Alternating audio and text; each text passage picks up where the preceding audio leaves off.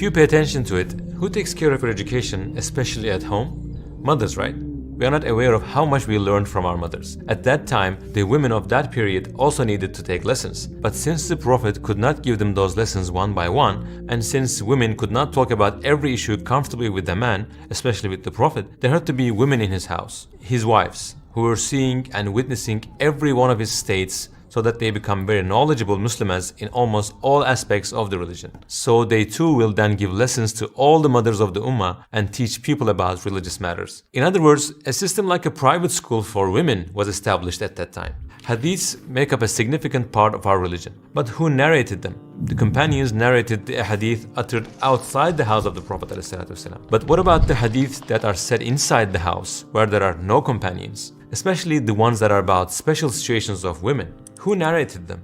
His wives. In order to fulfill such an essential duty, there had to be multiple wives who are different from one another in terms of character, personality, ability, areas of interest, and age. You might find it interesting, but almost half of the Islamic rulings and information came from the wives of our Prophet. Our mother Aisha reported more hadith than Umar and Abu Bakr radiallahu anhuma combined. In short, the reasons for our Prophet's multiple marriages are basically those three items. If you remember, there was this other question. How did our Prophet ﷺ have more than 4 wives at the same time, although the marriage of a man is limited to 4 women in Islam? Actually, the answer is again those 3 items. But we need to know this. The Prophet ﷺ had more responsibilities than any other Muslim. For example, you might be surprised, but tahajjud prayer was mandatory for him, which means he had to interrupt his sleep in the middle of the night, even before the Fajr prayer, and pray tahajjud. While it is optional for us, it was mandatory for him. Similarly, in order to fulfill those 3 tasks that we mentioned, especially the third one,